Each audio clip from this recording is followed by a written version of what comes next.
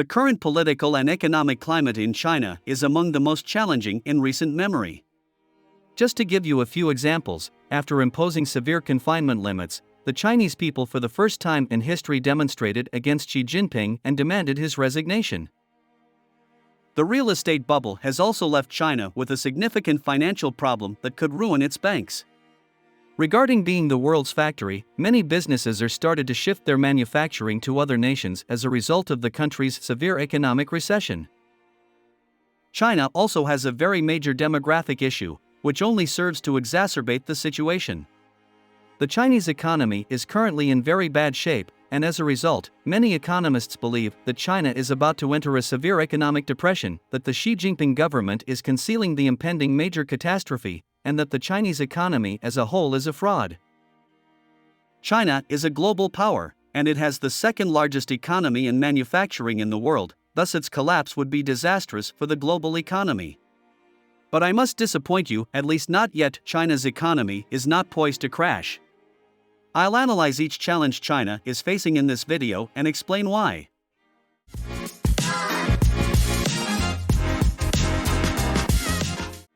Real estate is one of the biggest risks to China's economy.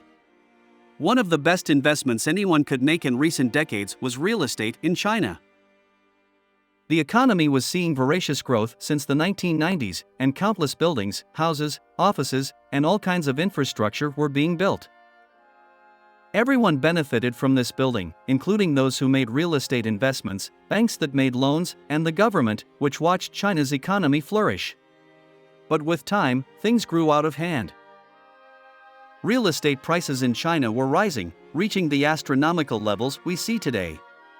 Today, to give you an idea, in Hong Kong an average house is worth almost 46 times the annual salary of a worker, in Shenzhen it is more than 43 times the annual salary, in Beijing more than 41 times, while in the most expensive cities in the Western world you have to pay between 10 to 15 times the annual salary.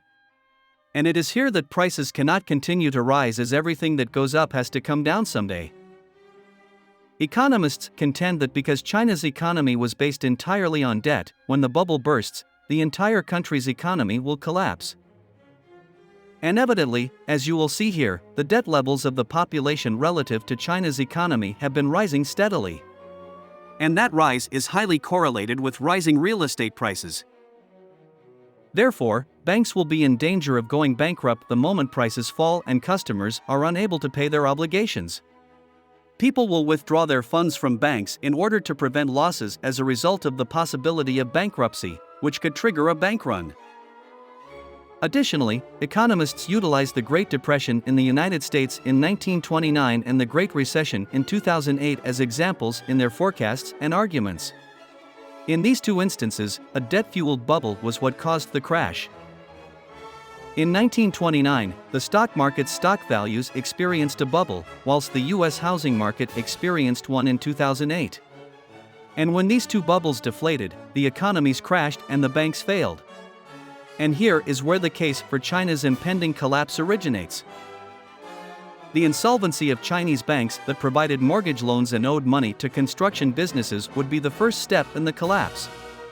Since banks are essential to all economies, the collapse of the entire Chinese economy in a matter of weeks would likely be followed by a social revolution. The problem is that we cannot compare the situation in China to either the Great Depression of 1929 or the Great Recession of 2008. These two historical occurrences had place in the United States for the first time, and certainly, they were made possible by the enormous level of debt that created a bubble. However, the major distinction is that during the Great Depression of 1929, the American government let banks and businesses to fail. That's correct. Given that the United States is a capitalist nation, it was difficult for the government to step in and save banks and companies from bankruptcy. As a result, the government and central bank permitted its biggest banks to fail.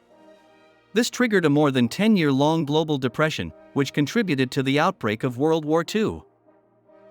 The government did decide to save the biggest banks and firms during the 2008 Great Recession. And certainly, there was a severe recession, but theoretically, the economy rebounded within a few years. The crucial detail enters the picture at this point. China is in a totally different scenario.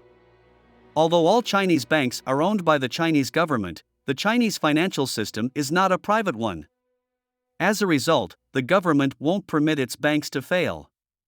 To maintain the scenario, the government will merely absorb the losses and print money.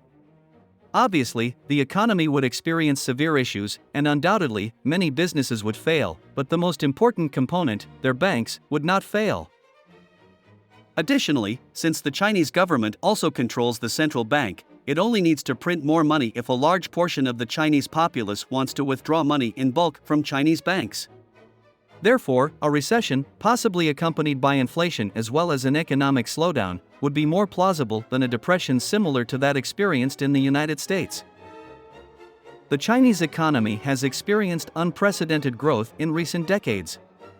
It transformed from one of Asia's poorest nations to the giant it is today. However, China's economy has been gradually slowing down in recent years. This is evident by looking at the following graph of China's economic growth. As you will see, the growth was violent in the past decades, but now it has been calming down.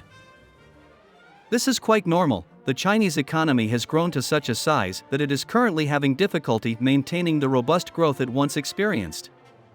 And many analysts think that this economic stagnation will cause China to collapse, particularly when you consider the issues with the banks that I have discussed. In other words, the entire Chinese economy would experience a recession if the real estate bubble broke. And while this is certainly a possibility, China has a trick up its sleeve. Similar to the last point, China may stimulate the economy by literally using force and printing money using its central bank. China is a communist nation, and its entire economy is coordinated, unlike ours. They lack the same financial motivations as major businesses in the United States and Europe, since there are so few Chinese enterprises that are not owned by the Chinese government. Simply put, Chinese businesses have the ability to lose money and reduce their pricing. If you are enjoying this video and want to be aware of new videos, subscribe to this channel and turn on notifications. The Chinese consumer would benefit much from this, and the economy would be saved from a crisis, but it would be very awful for the businesses and highly painful for the finances of the Chinese government. Another justification for a Chinese economic catastrophe is the country's reliance on exports. Because it depends on its exports, which are us, we all depend on the purchasers. And regrettably, the vast majority of economies around the world have already entered or are very near to doing so. There is reduced consumption and a decline in Chinese imports as they enter a recession. Less Chinese imports would result in financial losses for Chinese businesses, which might cause the entire economy to collapse, particularly if there is a bubble. However, as I've already mentioned, the Chinese economy is entirely distinct from those of the United States and Europe. In other words, Chinese businesses are not required to respond the same way businesses in a capitalist system would. And it's true that many Chinese businesses must rely on exports to the US and EU in order to thrive. The Chinese government has not given domestic consumption a high priority, nevertheless. That is, rather than concentrating on its internal market, the Chinese government prefers to concentrate on exports. So once more, if there aren't enough exports, the Chinese government may start boosting the domestic economy. It might inspire images of a Chinese utopia where everyone has access to the newest iPhones, as well as various types of home devices and automobiles. I can assure you that we are more dependent on our imports from China than they are on us. Keep in mind that the crises in the United States and Europe are likewise transient. They won't endure for so long as to bring about the permanent collapse of the economy. The factory of the world is now in China. Every product you use or come into contact with has some sort of link to China. Everything, from your clothes to our devices, was made in China or contains components made there. China now holds the distinction of being the world's factory as a result.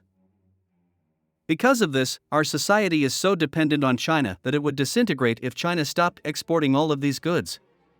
However, one justification offered by economists for the impending collapse of China is that such goods will no longer be produced in China because governments and businesspeople from other nations are terrified of this dependency and will shift production there or to nations with sympathetic governments. A prime instance was the epidemic. There were significant issues with medical equipment shortages at the start of the epidemic.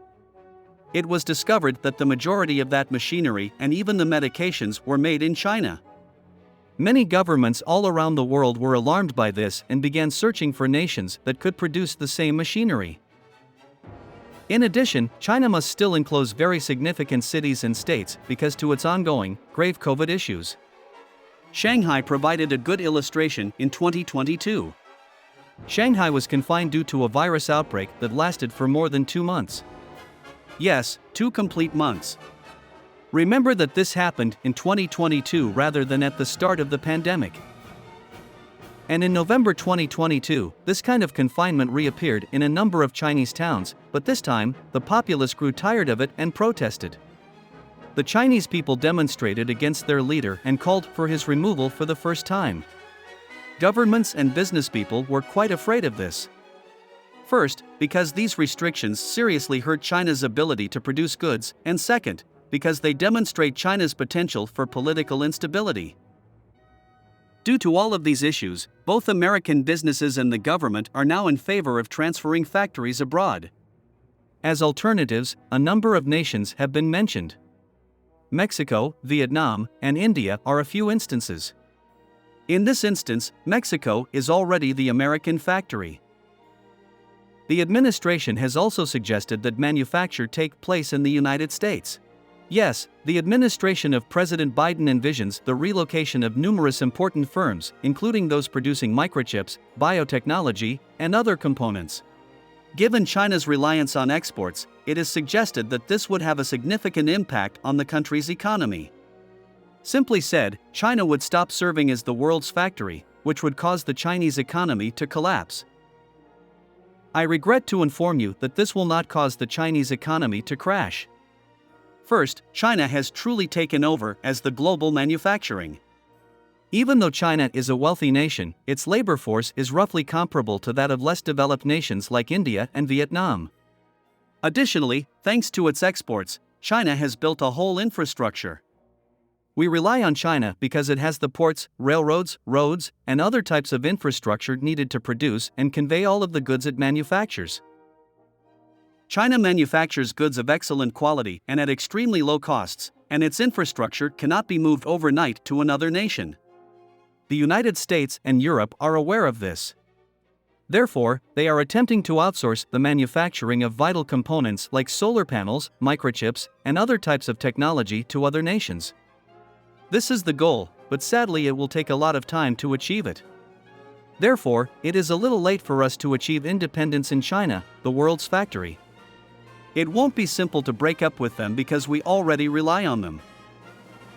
Divorce will be highly expensive, and it will take a long time. The Chinese government controls a large portion of the flow of capital, which further complicates the shift from China to other nations. It's quite challenging to get money out of China if you own a business, thus any foreign enterprises with operations and production there will face numerous obstacles when trying to transfer capital to another nation. Therefore, the Chinese factories won't be closing down. Last but not least, China will really benefit if the manufacturing industry shifts from China to countries like Vietnam, Mexico, and India. After World War II, Europe and the United States had historically housed the majority of the world's manufacturers. In the 1960s and 1970s, when labor grew more expensive, that shifted to Japan and Korea. However, as Japan and Korea advanced and labor prices rose, the world's new factory shifted to China in the 1980s. Therefore, it is only natural for firms in China to relocate to less expensive nations. This is advantageous for everyone involved because it will lower the price of the goods we buy. Therefore, shifting manufacturing and production from China to other, less expensive nations won't cause the Chinese economy to crash. Now, that leads me to ask you. Despite all this, do you think China will collapse, or do you think China will continue to grow regardless? Leave us your opinion in the comments.